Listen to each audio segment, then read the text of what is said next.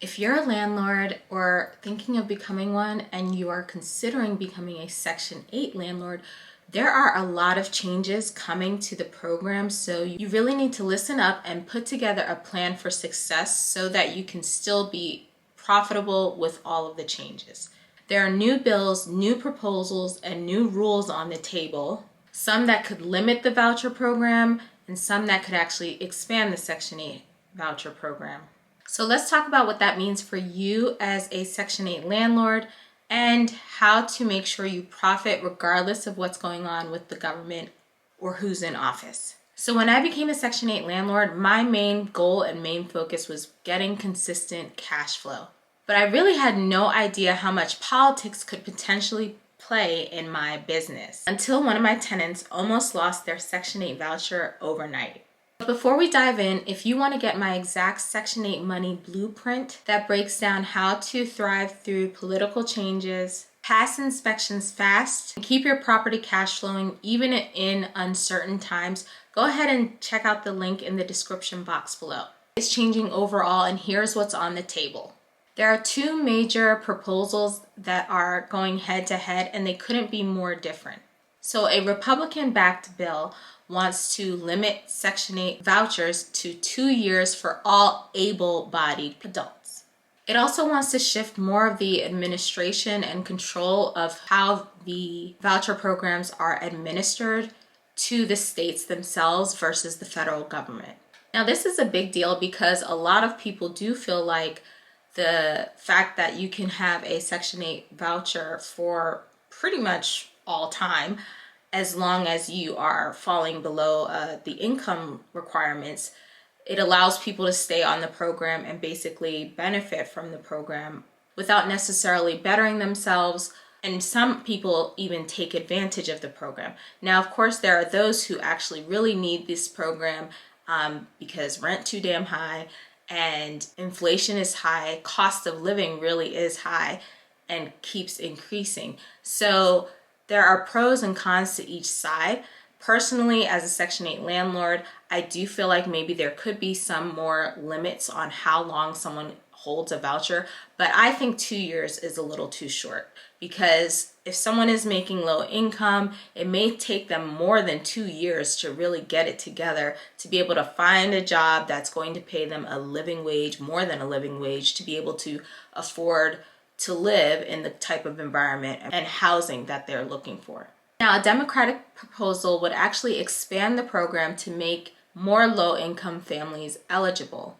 They would increase the actual income amount that is needed to qualify, especially people in states with high rent burdens where the rent prices really are up there. And this would make more people eligible for rental assistance. I think it's a great idea that they're trying to help more people, but one of the challenges with this proposal is that it doesn't take into account the fact that so many people who already have eligible vouchers cannot find housing, so the wait list to actually get a property is years. And this is again why we need more Section 8 landlords in order to be able to meet the demand.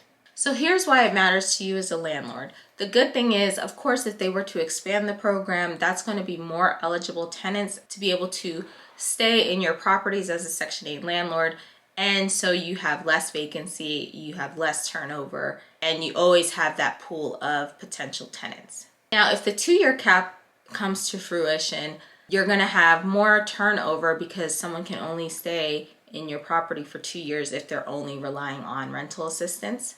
But again, the benefit is that because there's such a high demand for Section 8, you can still fill your property. And one of the biggest things we want to avoid as landlords is vacancy. So again, having that pool of potential Section 8 tenants to fill your properties is going to benefit you no matter which proposal happens.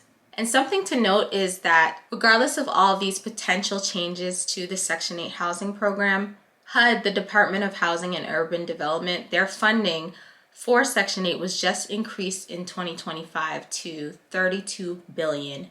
So the money is there. So now you want to future-proof your rental strategy no matter what is happening with the program.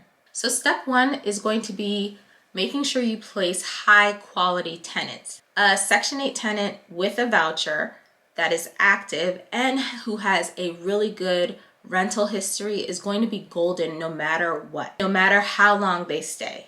The next thing you want to do is stay connected to your local public housing authority that administers the Section 8 program in your area. Rules do vary by location, and the local interpretation of the federal housing program really can make a difference. So you want to stay informed on any updates or changes that can help you or potentially hurt you and pivot as needed. Step 3 is you want to build your systems. Automate tenant onboarding and rent collection. Use strong lease agreements and make sure you stay inspection ready as best as you can at all times. And the final step is don't panic, plan. There will always be changes in the housing policy, but rental assistance has existed for nearly a century, and it's likely not going anywhere anytime soon. What is potentially changing is how the money flows, how long tenants will stay, and how much control the states versus the federal government has. But one thing that doesn't change is that there is still a high need for affordable housing in this country, and as a Section 8 landlord, you are positioned to meet that demand and always have tenants filling your properties. So this is your opportunity to make sure you are ready to meet this demand no matter what changes may come.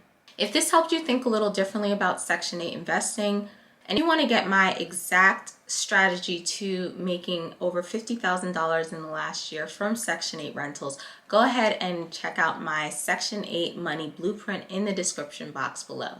Then check out this next video here where I break down how to actually attract high quality Section 8 tenants and successfully protect your property.